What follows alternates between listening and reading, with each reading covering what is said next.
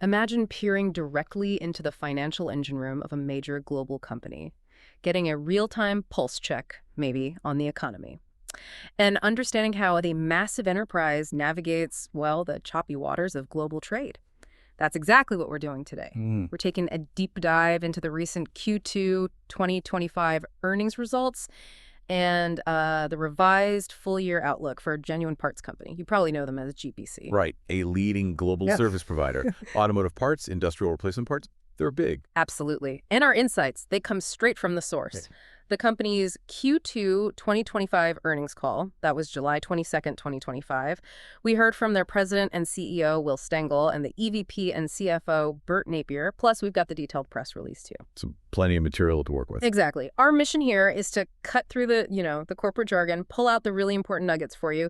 We'll look at how global stuff like tariffs and inflation are hitting GPC's performance, how they're adapting. And what that tells us about the wider economic landscape.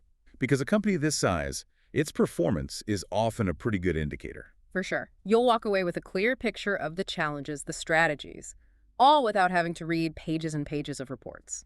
Okay, let's unpack this. So, the second quarter of 2025, GPC announced total sales of $6.2 billion. Which is up, right? A 3.4% increase compared to last year. So the top line looks pretty healthy. Yeah, the revenue engine seems strong. And here's a definite positive. They managed to expand gross margin by 110 basis points. That's significant. Basically 1.1% more profit on every dollar of sales. That's good execution. It is. But then here's the twist. Adjusted diluted EPS, that's earnings per share, was $2.10, Okay. which was actually down 14% compared to the prior year. So sales up, margin rate up, but bottom line profit per share down. That needs some explaining. And this isn't just a small dip. It really shows how, even with good sales, other financial factors can bite. GPC pointed to specific headwinds, things like lower pension income, higher depreciation, higher interest expense. Right, those sort of below-the-surface items. Exactly. And together, they had a $0.29 negative impact on that adjusted EPS number. Wow, nearly 30 cents per share just from those factors. Yeah. And EPS, as you know, is just such a key metric for investors. It shows the profit per share. So it really highlights these, let's say, hidden levers that can swing profitability, especially for a complex global company. That makes a lot of sense. And it wasn't just those internal financial things, right? GPC is dealing with a whole bunch of external pressures, too. Oh, definitely. They talked about ongoing weakness in market conditions, persistent cost inflation. That's everywhere right now. And then the tariffs, the new U.S. ones, plus just general trade uncertainty, high interest rates impacting borrowing and spending. And a cautious consumer at the end of the chain. Yeah, it's quite the challenging environment out there. It really sounds like it. A perfect storm, almost. But here's where it gets interesting. How GPC is responding. Right. Because despite all this, they're not just, sitting back. They're actively pushing back. They talked about executing strategic initiatives, taking specific cost actions, making disciplined investments. It's a very proactive stance. And it seems very global in scope, leveraging worldwide relationships, acting as this one GPC team they mentioned. Yeah, the unified approach is key when you're operating across so many different markets facing different pressures. It's a cohesive strategy, not just reacting piece by piece. And they gave some specifics on how they're managing it day to day, like this global cross-functional command center. Meeting multiple times a week, analyzing data, managing changes, especially around tariffs. That's hands-on management. But the thing that really caught my eye was their customer support focus. They actually built a digital tariff calculator. Oh, yeah, for their motion customers, the industrial side. Exactly, to help businesses figure out their tariff exposure, find solutions, and they said it's been very well received. That's smart. It's about being a partner, not just a parts supplier, especially when things are uncertain. It builds loyalty. But does that kind of tool directly help GPC's bottom line beyond just, goodwill? Well, that's a fair question. It's probably not about generating direct revenue from the calculator itself. The value is more indirect. It strengthens relationships, makes transactions smoother, positions them as the go-to resource. In a tough market, that kind of support can really improve customer retention, drive repeat business, which does boost sales and efficiency long term. It's a strategic play. That's a great perspective. Okay, let's zoom in a bit. Let's look at their two big business segments, automotive and industrial. Starting with global industrial, which they call Motion. Sales there were $2.3 billion. A modest increase, 0.7%. But, and this is important, it's the first quarter of sales growth for Motion in a year. So maybe a turning point. Comparable sales were basically flat, though. Okay, so slight growth overall, flat on a like-for-like basis. And the profit side? Segment EBITDA for Motion was $288 million. And the margin actually ticked up slightly by 10 basis points, which again, given the headwinds, is pretty solid. What's interesting within Motion is the difference across their markets, right? It wasn't uniform growth. Not at all. It was really mixed. They saw growth in like pulp and paper, aggregate and cement, food products, maybe more stable sectors. Right. But that was offset by softness in areas tied heavily to global commodities. Think iron and steel, automotive manufacturing support, oil and gas. Those were weaker. So it shows how exposed even a diversified industrial supplier is to those big commodity cycles. Definitely. And looking at what people were buying is also revealing. Their core MRO business, that's maintenance, repair, operations, the everyday stuff that keeps factories running. Your bread and butter. Exactly. That makes up about 80% of Motion sales. That part was up low single digits, steady. Okay. But the bigger capital-intensive projects, maybe new equipment expansions, that's the other 20%. That was down low single digits.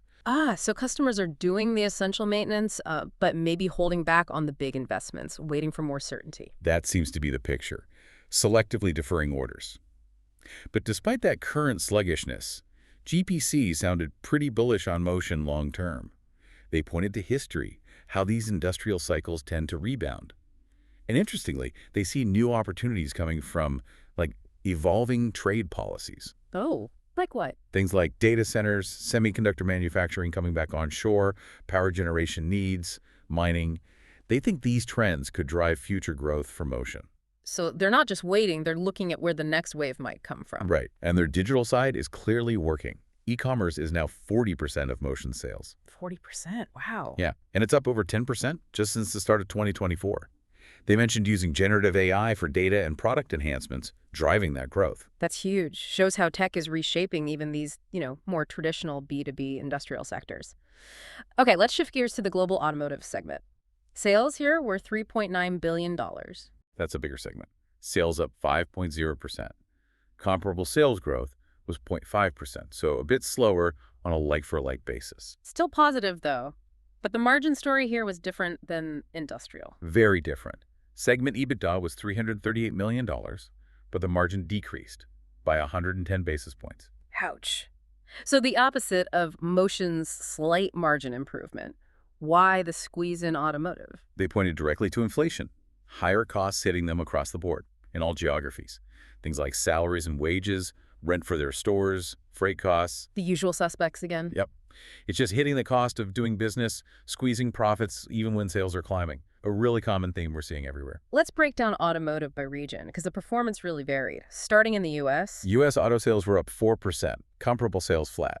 But there was that split you mentioned earlier. Company-owned stores did okay, comps up about 2%. Right.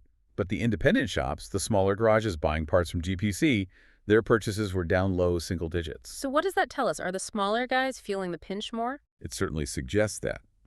Smaller independent businesses are often more sensitive to high interest rates, economic uncertainty, maybe delaying non-essential repairs or inventory buys. While the larger company stores have more resilience. Potentially. Maybe better capital access, more scale benefits. It highlights the pressure on small businesses right now, even if GPC said overall sentiment was improving slightly month over month. And the tariff exposure in U.S. auto, they mentioned that specifically. They did. About 20% of their total purchases for U.S. auto come from China. They think that's in line with competitors, maybe slightly less. And they feel their supply chain diversification efforts helped mitigate that. Yeah, they sounded pretty confident that the work they'd done over the past few years to diversify sourcing really paid off here. Fewer frantic calls about tariffs, moderated cost increases compared to what might have been. A good example of strategic planning bearing fruit. Definitely. And they're still growing their footprint. They bought 32 stores in Q2. On top of 44 in Q1, so they're still actively acquiring. Right, strengthening their network. Plus, they said the integration of those acquisitions from last year, MPEG and Walker, is going well, hitting synergy targets. Okay, moving north. Canada. Canada looks strong. Sales up about 5% in local currency. Comparable sales up around 4%. Better than the U.S. comps. Yeah. They credited investments they've made there, like a new distribution center, for driving results ahead of plan, even with a softer Canadian economy overall. Shows targeted investment can work. Europe, though, sounds tougher. It does. Sales flat in local currency, comparable sales down about 1%. They called it a muted market. And facing the same cost pressures. hmm Payroll inflation, Hmm. rent inflation, plus that geopolitical uncertainty hanging over Europe. Big challenges. But they still see bright spots. Yeah, they emphasize that expanding their Napa brand in Europe is going well, and they're winning key accounts, often outperforming the general market softness. So, pockets of success. And finally, Asia Pac. Asia-Pac was the standout, really. Strong performance. They said they're taking market share. Yeah. Double-digit growth in local currency. And comparable sales up about 5%. They highlighted retail sales, specifically up high single digits. That region is clearly a growth engine for them right now. It really shows the benefit of being geographically diversified. Weakness in one area can be offset elsewhere. Absolutely. And amidst all this, there's a leadership change, too. Yes. In North America, Automotive, Randy Bro, who's been a key figure, is retiring. Elaine Moss is stepping up as president for that division starting August 1st. Important transition as they navigate all this. So considering all these pieces, the performance, the pressures, the strategic moves, Yeah. what's the bottom line for their outlook? How are they adjusting their forecasts? Exactly. That's the next crucial piece. We need to look at the revised full-year guidance. That tells us how they see the rest of the year playing out. Right. So because of all these factors, the tariffs, the updated view on market conditions, especially for the second half GPC, is revising its full year 2025 guidance downwards. What are the new numbers? Total sales growth is now expected to be 1 to 3%. That's down from their previous forecast of 2 to 4%. Okay, so shaving about a point off the top-line growth expectation. Yeah. And the adjusted diluted EPS forecast is now $7.50 to $8 per share. Down from? Down from $7.75 to $8.25 previously, so a cut there too. So what was the main reason they gave for the revision? Did one specific thing tip the balance? They said it was primarily driven by a downside scenario they'd actually contemplated back in April. Yeah. Basically, that scenario played out. Meaning the market conditions didn't improve as much as they might have hoped in a more optimistic case. Exactly. It led them to moderate growth expectations for both auto and industrial for the rest of the year, lowering expected growth rates by about 100 basis points or 1 percentage point. And they mentioned PMI readings supporting that. Right. Purchasing Managers' Index readings staying below 50. That generally indicates contraction in manufacturing and industrial activity, so it backs up their more cautious outlook. Right. And how do the tariffs specifically fit into that revised outlook? Are they helping or hurting the forecast? It's a bit nuanced. The revised guidance includes the expected impact of tariffs for the rest of the year.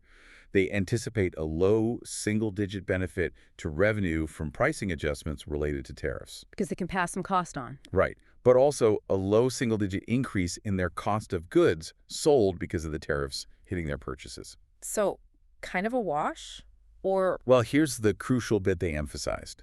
While the net effect of tariffs produces a slight benefit to their expected financial results, it did not offset the revisions they had to make because of the weaker market conditions. I see. So the overall economic slowdown is the bigger drag, more significant than any small net benefit from tariff-related pricing. Precisely. The macro environment is the dominant factor here. And they said they're watching 3 things very closely regarding tariffs going forward. Which are? 1, the breadth and magnitude. Will more tariffs come? How high will they be? 2, any signs of demand destruction are the higher prices causing customers to buy less. They said not significantly yet, but they're watching. And 3, just overall cost inflation, which tariffs contribute to. Makes sense. And in response to all this pressure, they're really leaning into cost management, aren't they? That restructuring program. They are. It's a major focus. They actually incurred $45 million in restructuring costs just in Q2.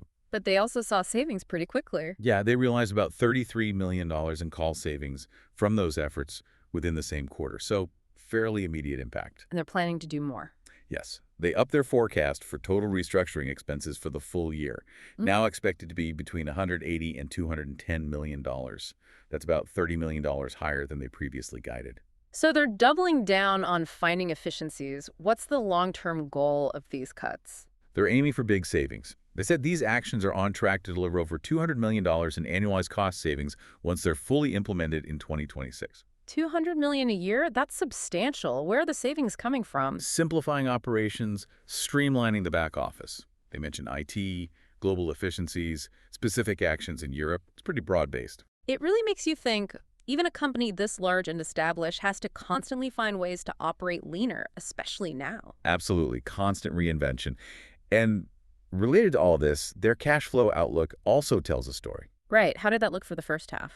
Not great, frankly. Cash from operations for the first 6 months was $170 million. That's down significantly from last year. Why such a big drop? Partly lower earnings, as we discussed, also some accelerated tax payments.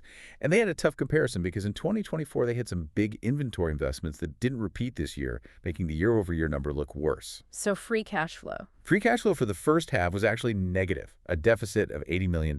Oof. Okay, so they revised the full-year cash flow forecast, too. They did. Full-year cash from operations is now forecast between $1.1 and $1.3 billion, and free cash flow between $700 and $900 million, both lower than their previous outlook. Which naturally leads to the question, what does this lower cash flow mean for their ability to invest, maybe make more acquisitions, pay dividends, things like that moving forward? That is the key question. It puts pressure on capital allocation decisions, for sure. Yeah, it's clear GPC is, well, skillfully navigating, as they'd say, a really complex and shifting global scene. You've got these big headwinds, tariffs, inflation, market uncertainty.